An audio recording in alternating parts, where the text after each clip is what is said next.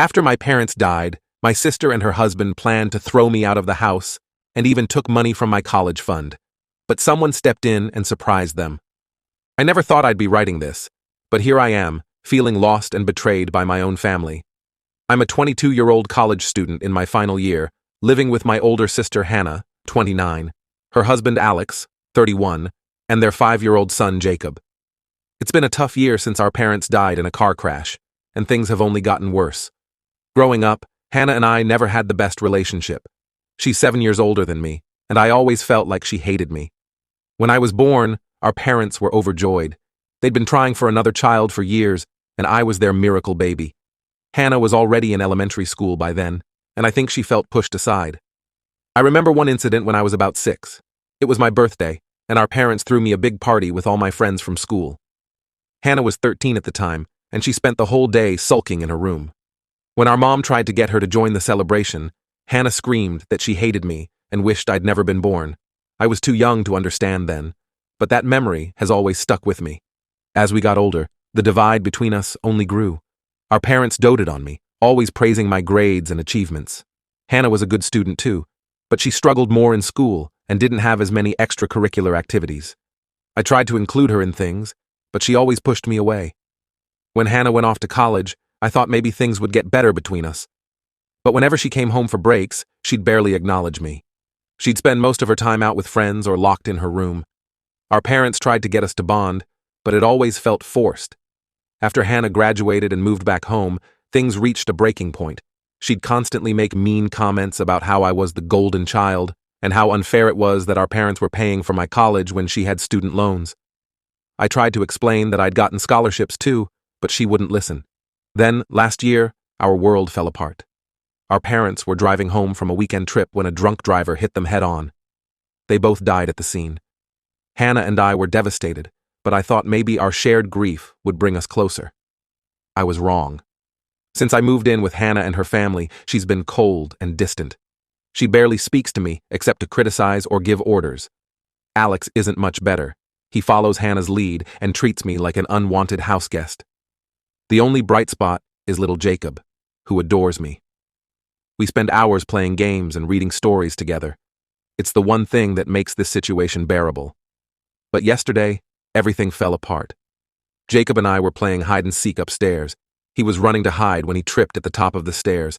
I tried to grab him, but I wasn't fast enough. He tumbled down about half the flight before I could reach him. He had a small bump on his head, but he seemed okay, just scared and crying. Hannah and Alex came running when they heard the commotion. As soon as Hannah saw Jacob crying, she lost it. She started screaming at me, calling me irresponsible and dangerous. Alex picked up Jacob and took him to get checked out, while Hannah continued her tirade. She said I was a bad influence on Jacob and that she couldn't trust me around him anymore. Then she dropped the bomb. She told me I had to move out. I was stunned. I tried to explain that it was an accident and that I would never hurt Jacob, but she wouldn't listen. When Alex got back from the doctor, Jacob was fine, just a small bruise. He backed Hannah up. They both insisted I had to leave immediately. I didn't know what to do. I have no other family, and I can't afford my own place while finishing school. I spent the night in my room, packing up my stuff and trying to figure out my next move. This morning, something unexpected happened. Our dad's old friend and lawyer, Mr. Thompson, showed up at the house. Apparently, he'd heard about what was going on from a mutual friend of the family. He asked to speak to all of us together. Mr. Thompson explained that he wasn't supposed to reveal this information yet, but given the circumstances, he felt he had no choice. It turns out our dad had made a will before he died, and in it, he left the house to me. Hannah and Alex can't kick me out. Legally, it's my house. To say Hannah was furious would be an understatement. She started yelling about how it wasn't fair, how she was the older child and deserved the house. Alex tried to argue that they had Jacob to think about, that they couldn't just leave. But Mr. Thompson was firm. The will was clear, and if they contested it, they'd likely lose. So now I'm sitting here, in what I've just learned is my house, surrounded by half-packed boxes. Hannah and Alex are holed up in their room, probably trying to figure out what to do next. Jacob is confused and keeps asking why everyone is so upset. I don't know what's going to happen next. Part of me feels justified. After years of Hannah's jealousy and mistreatment, it feels like karma. But another part of me feels guilty. I don't want to make my nephew homeless, and despite everything, Hannah is still my sister. I guess I'm looking for advice. Should I try to work something out with Hannah and Alex? Should I stand my ground and make them leave? I'm feeling overwhelmed and could use some outside perspective. Update 1. It's been a wild couple of weeks since my last post, and I wanted to give you all an update on what's been happening. First off, thank you to everyone who offered advice and support. It really helped me navigate this difficult situation. After the bombshell revelation about the will, things in the house were incredibly tense. Hannah and Alex refused to speak to me directly, only communicating through angry notes left on the kitchen counter. Jacob was confused and upset by all the tension, and I did my best to shield him from it. About a week after Mr. Thompson's visit, I received a letter from Hannah and Alex's lawyer. They were contesting the will, claiming that our dad must have been manipulated or not of sound mind when he made it. I was hurt and angry. Our dad had always been sharp as a tack, and the idea that someone had taken advantage of him was ridiculous. I called Mr. Thompson right away, and he assured me that the will was ironclad. He had extensive documentation of our dad's mental state at the time, including a recent medical evaluation. He also revealed something that made my blood boil. Apparently, Hannah had known about the will all along. It turns out that shortly after our parents died, Hannah had gone through their papers and found a copy of the will. She'd hidden it from me, hoping I'd never find out. Mr. Thompson only knew because our dad had mentioned it to him in passing, assuming Hannah would have told me. This revelation brought back a flood of memories from our childhood. I remembered a time when I was about 10 and Hannah was 17. I'd won a big academic award at school, and our parents had taken us all out to celebrate. Hannah had seemed happy for me at dinner, even giving me a hug. But later that night, I overheard her on the phone with a friend saying how she'd accidentally spilled soda on my award certificate. When I checked my backpack the next morning, the certificate was ruined. There was another incident when I was 14 and Hannah was 21. She was home from college for the summer, and I was excited to spend time with her. I'd been working on a short story for a writing contest, and I asked her to read it. She told me it was great and encouraged me to submit it. The day after I mailed it in, I found a crumpled-up first draft in the trash, covered in Hannah's handwriting, pointing out every flaw and calling it amateur garbage. These memories and the revelation about the will made me realize that Hannah's jealousy and resentment ran much deeper than I'd thought. I decided it was time to stand my ground. I had Mr. Thompson draft a formal response to their lawyer, refuting their claims and asserting my right to the house. I also instructed him to begin eviction proceedings. It felt harsh, but I knew I couldn't continue living with people who had such little regard for me. The day after the papers were served, all hell broke loose. Hannah confronted me in the kitchen, screaming about how I was tearing the family apart. She brought up every perceived slight from our childhood, twisting events to make herself the victim. She accused me of always being our parents' favorite, of stealing her chance at a good life. I stood my ground, calmly refuting her claims and pointing out her own manipulative behavior. I told her about the ruined award certificate and the writing contest incident. For a moment, she looked shocked that I knew about those things. Then her face hardened, and she spat out that I deserved it for always overshadowing her. Alex joined in, threatening to make my life miserable if I went through with the eviction. I reminded him that harassment was illegal and that I wouldn't hesitate to involve the authorities if necessary. This seemed to take him aback. I don't think he was used to me standing up for myself. Throughout all of this, poor Jacob was confused and scared. He kept trying to get Hannah and Alex's attention, but they were too focused on their anger towards me. Eventually, I took Jacob to my room and read him stories until he fell asleep, trying to give him some peace in the midst of the chaos. The next day, I came home from classes to find the house in disarray. Hannah and Alex had packed up most of their things and left. They'd taken Jacob with them, leaving only a terse note saying they were going to stay with Alex's parents until this was sorted out. I felt a mix of relief and sadness. On one hand, the constant tension in the house was gone. On the other, I missed Jacob terribly, and a small part of me still hoped for reconciliation with Hannah. That hope was short-lived, however. The next day, Mr. Thompson called me with some disturbing news. While going through the financial documents related to the will, he'd discovered some discrepancies.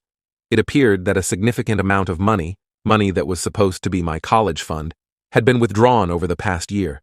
Given everything that had happened, I had a sinking feeling about where that money had gone. Mr. Thompson is looking into it further, and we may need to take legal action if our suspicions are confirmed. So that's where things stand now. I'm alone in the house, trying to focus on my studies while dealing with all this family drama. I'm hurt, angry, and honestly a little scared about what might happen next. But I'm also determined to stand up for myself and what's rightfully mine.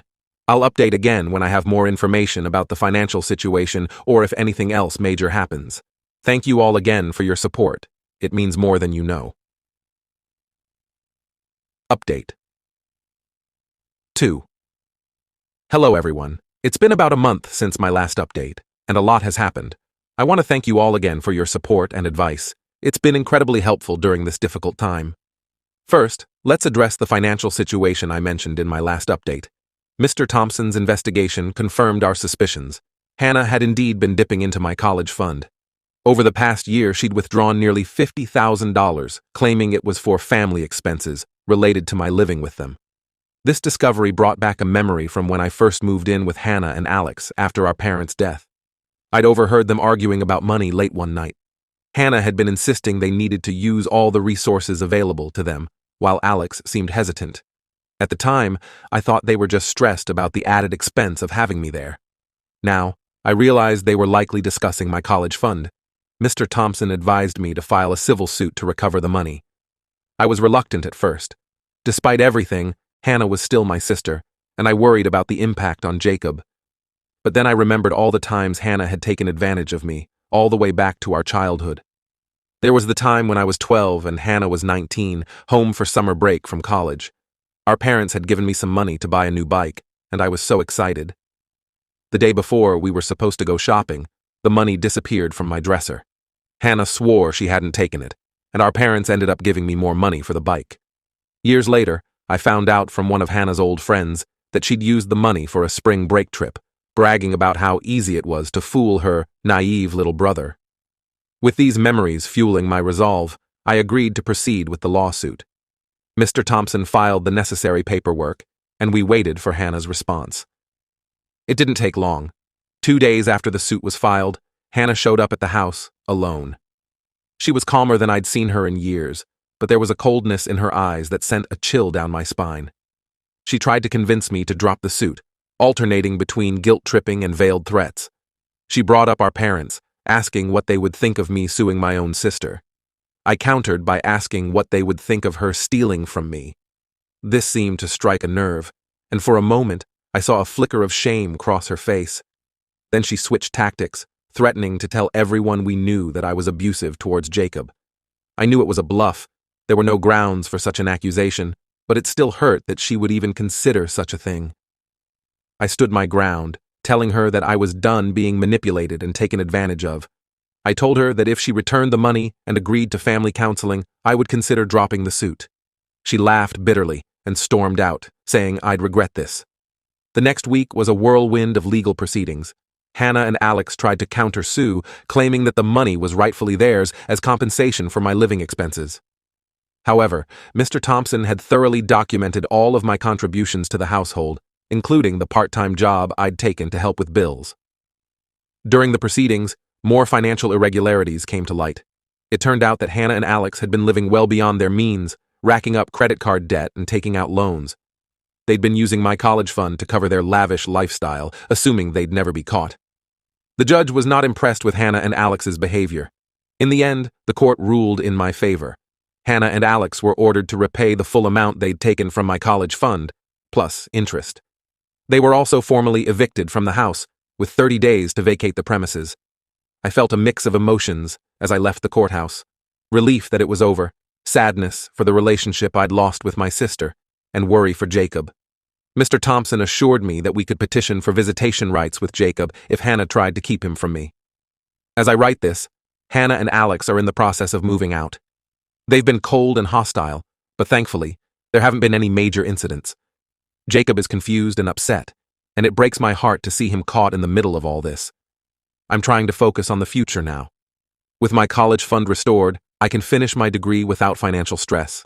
I'm also looking into therapy to help process everything that's happened. Part of me hopes that someday, Hannah and I might be able to reconcile.